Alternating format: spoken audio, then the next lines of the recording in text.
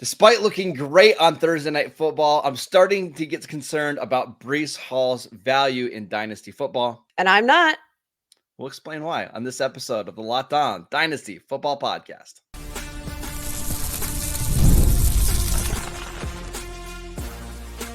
You are Locked On Dynasty Football, part of the Locked On Podcast Network.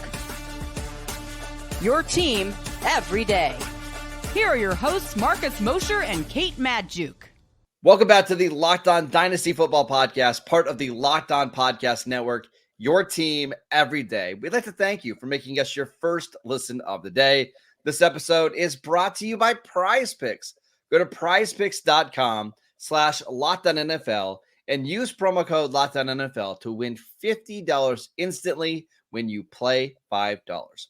Welcome back. I am your host, Marcus Mosher. You can follow me on Twitter at Marcus_Mosher. Joining me today, as always, is Kate Madjuk. You can follow her on Twitter at Kate Madjuk. You can also read her over at Yahoo. On today's show, we are breaking down Thursday Night Football, Patriots at Jets, all of our takeaways from that game. And then at the end of the show, it's another segment of promotion commotion, players that you need to promote from your bench into your starting lineups in week 3. But, Kate, I want to start with Breece Hall because I thought he looked really good last night. Now, the numbers don't necessarily bear that out. 16 carries for 54 yards and a touchdown, added in 4 for 30 in the receiving game. So a nice performance, about an 18-point performance in PPR leagues. But I got to say, I'm a little bit concerned about him in Dynasty because Braelon Allen, their rookie running back from Wisconsin, looks so good. 11 carries for 55 yards. Also added 3 for 13 in the receiving game. I think this backfield is going to be more of a committee than any of us anticipated. I think those are all fair concerns. And let's not forget, coming out in the NFL draft, I was absurdly high on Braelon Allen in comparison to consensus. You weren't too hot on him. So I'm so happy to see that now you are suddenly threatened. You and your Breece Hall shares are suddenly threatened by the emergence of this running back that is 20 years old. And again, he looks incredible. But I want to go back to Breece Hall because, obviously, if you are rostering Breece Hall, you either acquired him at a top-end price or maybe you had the opportunity to buy low when he was suffering from, or he was dealing with the torn ACL, maybe. But you probably invested some significant either draft capital or trade draft capital in your Breece Hall shares. So obviously you're not going to let him go without a fight, especially not after seeing how good he was. Again, I don't even think the box score comes close to capturing how freaking fantastic he looked. The footwork, absolutely insane for this dude. He looks so spry and so lateral quickness, explosive. He looks amazing. But I think maybe this was a product of the kind of game script they were in. I think that this was kind of a ground and pound effort here from the New York Jets. I think Braelon Allen might be a consistent figure and maybe more consistent than people probably expected. Breece Hall probably not going to see 25 touches a game, but I'm still looking at this as a situation where these two might be pretty complementary. I look at, Braelon Allen is more of this, bruiser, maybe, can get you some of those more short yardage situations. He's a big back. He's for a 20-year-old, he's built like an absolute tank. So I could picture them having some of these complementary roles. And yes, maybe, Braelon Allen steals a couple of touches intermittently on drives, but if you want to keep Breece Hall fresh, you want to keep him healthy. I don't always think that a secondary running back being in the mix is a bad thing. Let's talk about Breece Hall through 3 games, right? He's had 20 or more touches in all 3 games. The efficiency is not great, 3.7 yards per carry, but I think you and I are both in agreement. He looks really good. There's been a couple runs that have been called back because of holding. He is getting work in the passing game, 120 receiving yards through 3 games and a touchdown. So all that is really nice. I just worry as we get to the dog days of the season, we get to November and December, it's going to start looking more and more like a committee. And maybe those 20 touches go down to 17 touches. And maybe some of the goal line work where he did score a goal line touchdown last night starts to go to Braelon Allen. I just think when you were drafting Breece Hall, or when we were ranking him this summer as a top 2 or top 3 dynasty running back, it was with the belief that he's going to get 75 to 85% of the work in this backfield. And if he's not getting that and he's not as efficient as we hoped, then I wonder if he is a little bit overvalued. Again, just looking at the player and seeing him play, I do feel like the stats are just kind of generally deceiving right now. Like, So I think do you think part of it is because of the opponents they played? New England, Tennessee, San Francisco. Actually, those 3 are they're not all elite defenses, but they're good defenses. Yeah. I think they are. And I think, I don't know. I'm looking at the dynasty rankings right now, Marcus, like where you want to sell high on Breece Hall, but like, where does that mean he's at in your rankings? Because right now, Bijan Robinson, RB1, based on the latest dynasty startup ADP, followed by Breece Hall, RB2, Christian McCaffrey. I think all of us are probably just downgrading him in the ranks with, the injury concerns, the lack of immediate availability. Then you've got Jahmyr Gibbs, Jonathan Taylor, Devon Achane. Like, how low are you dropping him in your dynasty rankings? All because of a little 20-year-old Braelon Allen? Well, here's the thing. Probably in terms of like the running back rankings, I'm not dropping him at all. Like, he's probably going to stay as RB2, RB3. Where I have a problem is with him being like ranked and drafted as the 7th overall player, right? Like, give me the option of AJ Brown or Breece Hall. I probably just would rather have AJ Brown or Malik Neighbors or Marvin Harrison Jr., right? Like, that's, I think the point is, I think I would just knock him down overall in my rankings, but not so much in the running back rankings. Okay, I actually think that's fair. Let's go through a couple of recent trades here. Obviously, these were before the Thursday night football matchup, but circumstances between these players pretty much the same. Yeah. Christian McCaffrey and Kyron Williams for Breece Hall and Brian Robinson. The rare 2 RB for 2 RB trade. I'd rather have the McCaffrey Kyron side. See, I'm with Breece Hall, Brian Robinson, which shocking because you are the biggest I do love Brian Robinson fan. How about Marvin Harrison Jr. and 2 first-round picks for Breece Hall, Nico Collins, Demario Douglas, New England Patriots wide receiver, and a 2027 third-round pick? I'll take the Marvin Harrison and 2 first-round pick side. Interesting, because like, yeah, Nico Collins. The way that I look at it is like, I would rather have Marvin Harrison over Breece Hall. And then would I take 2 first-round picks for Nico Collins? Yeah, I would. Okay.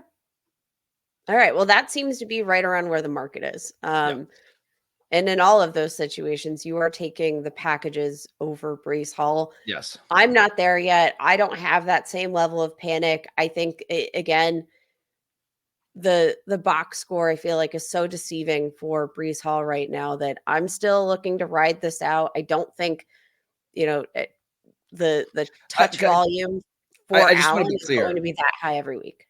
I thought Breece Hall looked really good. And if you've had him in your fantasy leagues, you haven't been disappointed with the fantasy production yet because he scored a touchdown in all 3 games. Now, my concern is if he's not scoring touchdowns, how valuable is he going to be? Because, like, look at last night, right?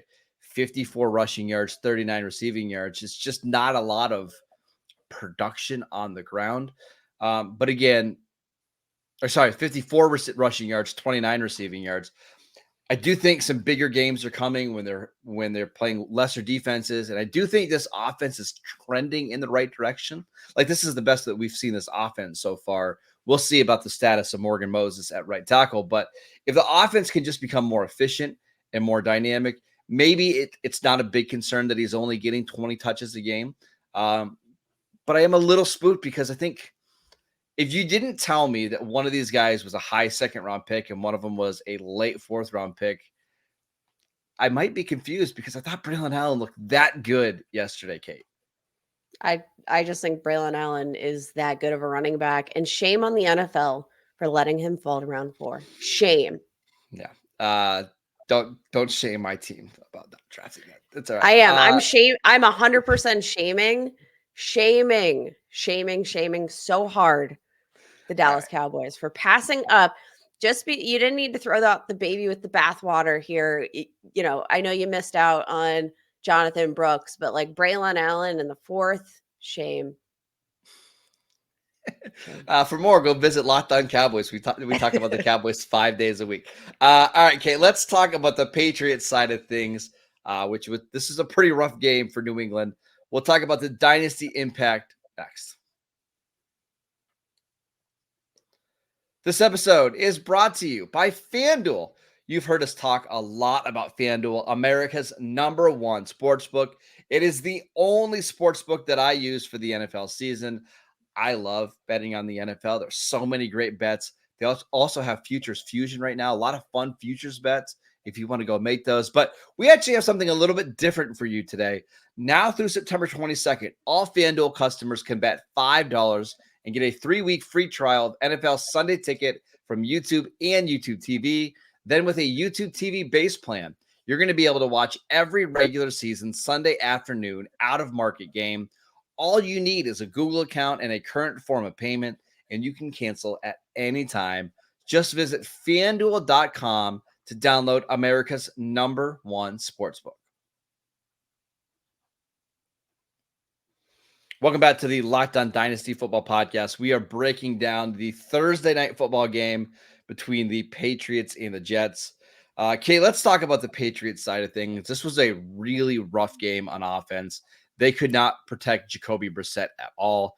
He was sacked 5 times. I can't even tell you how many times he was hit in this game.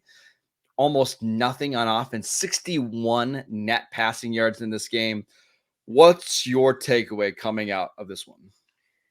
This was like a painful one to watch, Marcus. Like, I think the biggest takeaway here is that if you're looking for immediate value in this New England Patriots offense, the offensive line might just be the biggest barrier to really anything getting done. Now, I do want to talk about Ramondre Stevenson because I talked about him as a potential trade target here on yesterday's show. And I got to say, I'm a little spooked after this game here and just seeing how quickly things spiraled out of control for the offense. I'm not surprised, obviously, but watching it spiral out of control like that and then seeing them play from behind, seeing the number of hits for Jacoby Brissett. And again, this was a tough defense. So like not every defense is going to be the New York Jets, but they do have them again on the schedule this year. The Patriots are kind of in some trouble, I think. Like upcoming matchups, you got the 49ers, the Dolphins, the Texans, Jaguars, okay? And then you're back to the New York Jets, the Tennessee Titans, Chicago Bears. Like they've got a really tough upcoming schedule, a very tough upcoming schedule that I'm pretty sure Jacoby Brissett might be eaten alive by the time we hit November. I felt bad for Jacoby. Like he was just getting crushed out there. The offensive line. I feel sore this morning. I feel like I got hit by a Mack truck. I can't imagine how Jacoby Brissett feels. And I do want to give him some credit. There were some plays that he made where, I mean, he was just getting wrecked and he was throwing some really nice touch passes down the field. The problem is you can't build an offense consistently doing that. And there was a couple times in this game where guys were open and he was just missing them. I think because out of the fear of getting hit. You and I were talking pre-show. I kind of don't want Drake May to play this year. I mean, I know he got in at the end of this year, but end of this game, but I don't want him to start because he just has no chance to succeed behind this offensive line. And I think this is kind of like my overall point with this Patriots offense is if you like Jalen Polk or you like Pop Douglas, or maybe you're still a Tyquan Thornton believer, now is probably the time to buy and stash those guys on your bench and just wait for Drake May to play.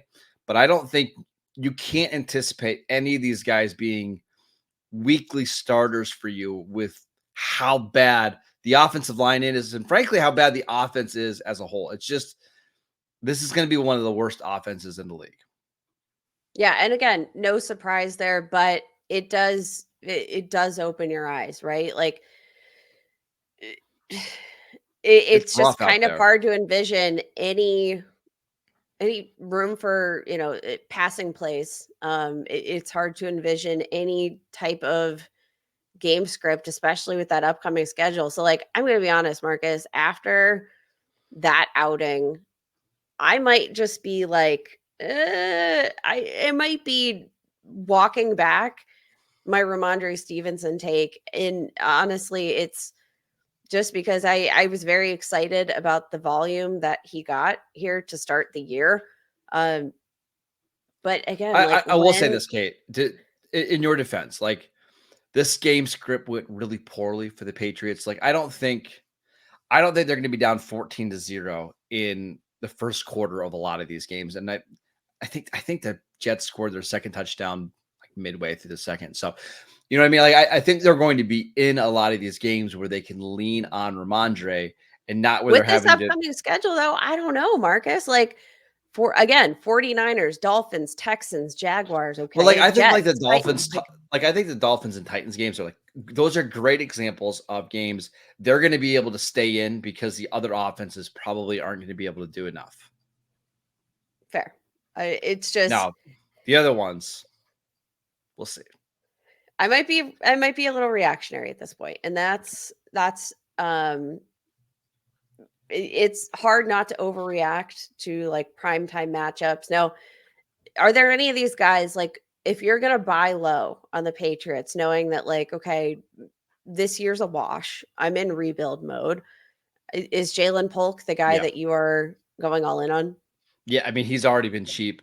Wide receiver 55 going into the month of September. I got to imagine that's going to drop. You even saw last night, like got 2 passes, but both of them were on sauce and both of them were incredible grabs. Like, I think by the time that Drake May becomes the starting quarterback, he's going to be the clear cut number 1 in this offense. And I think his game matches up well with Drake May.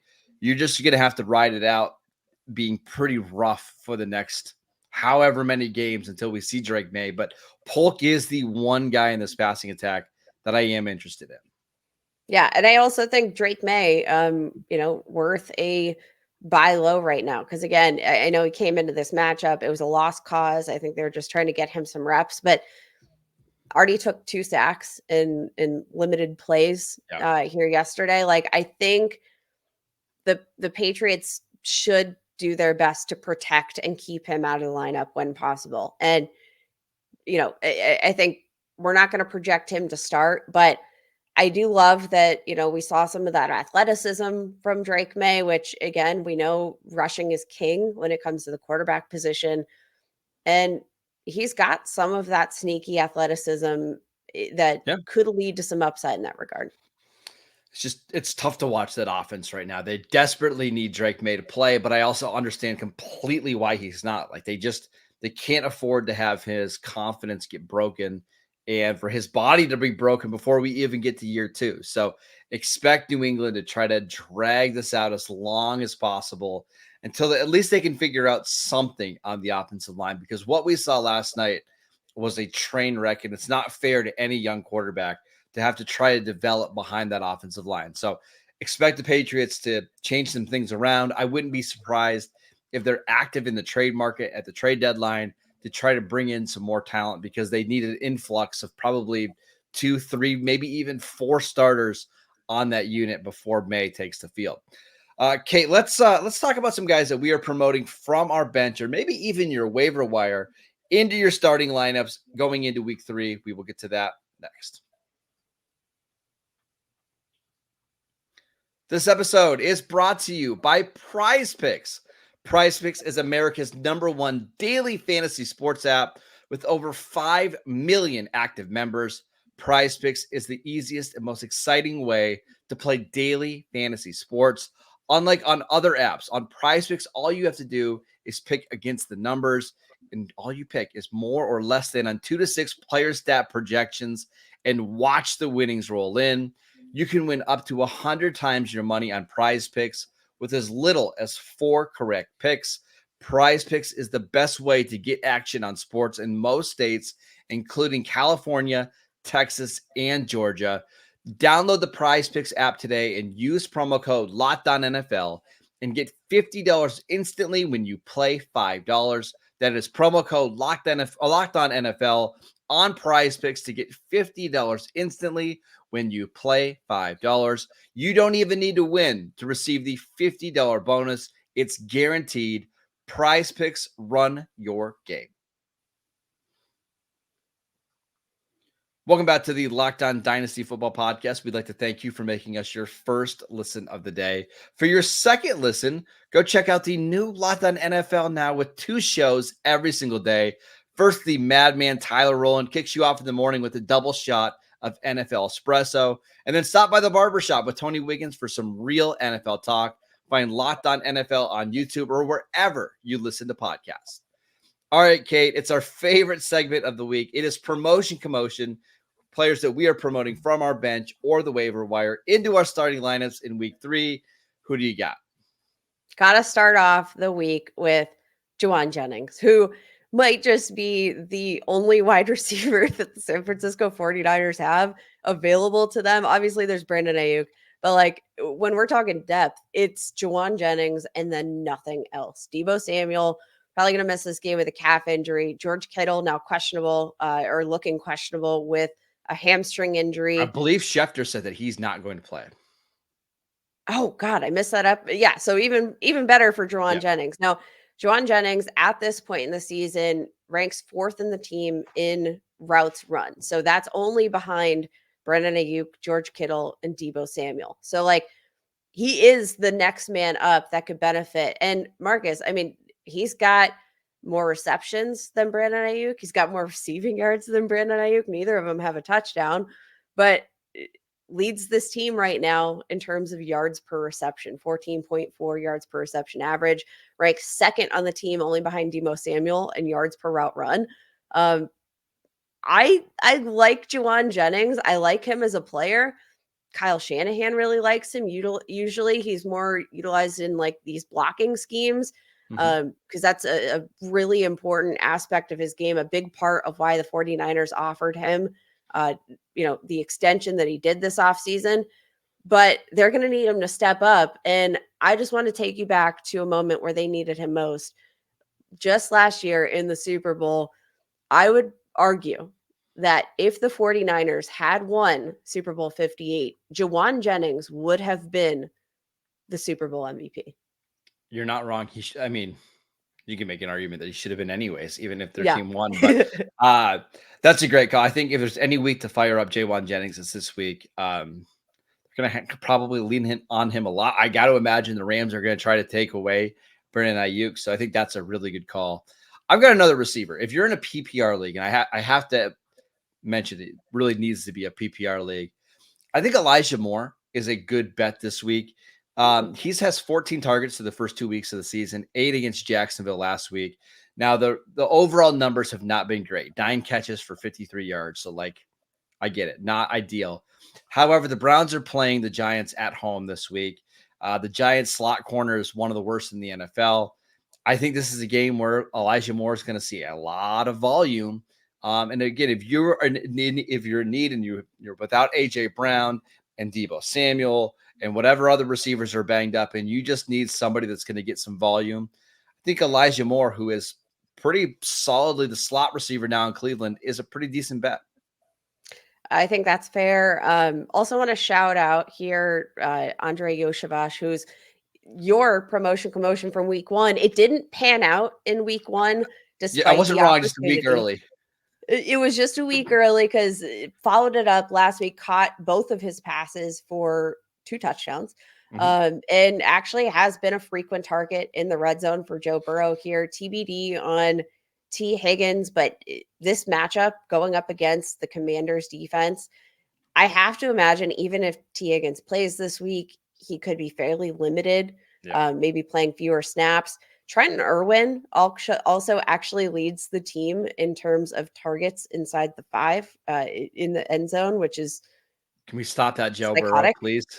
They didn't work, but just, we're looking for some opportunity plays here. I also want to shout out, you mentioned in pre-show, and I kind of scoffed you off a little bit, but I actually am coming around. Let's talk about Kyle Juszczyk. Oh, yeah. Because if you just need a running back, right, you could be ravaged by injuries at the running back position. You need a body at the running back position. Here You need go. a body at the running back position. I kind of like Kyle Juszczyk. I wouldn't be surprised if he plays more of a tight end role this week, right? And he's getting some of the George Kittle targets. I think that's an interesting one if you just need somebody else out there that you know is going to be on the field a lot. Yeah, and I mean, even in terms of the targets he does get, like when you look at the fact that he's a fullback, and then consider the fact that, like, yeah, most running backs have a pretty low average depth of target. Like we're talking 0 yards, we're talking negative yards typically for the running back. Kyle Juszczyk's average depth of target, and to be clear, he's had through 2 games, 8 targets, caught 5 of them, 59 yards. So again, not like a high upside play, but his average depth of target, 6.8 yards through the first 2 weeks of the season. That's not your average running back usage. No. Like I'm coming around. I'm coming around on the play, especially just given the opportunity. George Kittle, like the stars are kind of aligning for this. Are there any other plus matchups that you think are worth targeting this week? The one of the ones I'm looking at, and frankly, as you were talking, I was looking at my fantasy league to see what I should do here. Cam Akers, because the Texans very well could be without Joe Mixon and Dameon Pierce this week. Now, Cam Akers did fumble last week on the goal line, and then he kind of got in the doghouse a little bit. But I do wonder if both of those guys are out, could this be a Cam Akers game against Minnesota? Again, if you're in a tough spot with running backs, you have Kenneth Walker, who has an oblique injury, probably not going to play this week. You're without Christian McCaffrey, or whatever it is, whatever your situation is. I've got Cam Akers on like speed dial if I hear that he's getting the start this week, because I do think this is a matchup where he could be useful for you. I think that's a great call here. I mean, Cam Akers is a guy that really shined through the preseason. I was kind of like, my jaw was on the floor just watching him play through the preseason, because you would have never guessed that this man has dealt with the injuries that he has. And let's not forget, this is actually a revenge game. He played for the Minnesota Vikings last year. And it's going to be a tough defensive matchup. But I think from a volume standpoint, like, the good news is, yes, he fumbled, but they don't, with the bodies they have, they don't really have the luxury to put anybody in the doghouse right now. Like, no. I think Cam Akers could play a pretty integral role in this matchup. And again, I thought he looked fantastic during the preseason, passed every single eye test. I love this play. All right, that is it for today's show. We want to thank you for making Locked On Dynasty Football your first listen every single day. We will be back on Monday, breaking down all of the action for week 3 and getting you ready for 2 Monday Night Football games this week. I don't know who asked for that, but apparently we got 2 of them. We've got Jags and Bills, and then we later on in the night, we get Commanders and Bengals. A little AFC North action on Monday Night Football. Go download the Locked On Dynasty Football podcast wherever you get your podcasts. We are free and available on all platforms. You can follow Kate on Twitter at Kate Majuk. I'm at Marcus_Mosher. Enjoy your weekend, and we will see you right back here on Monday.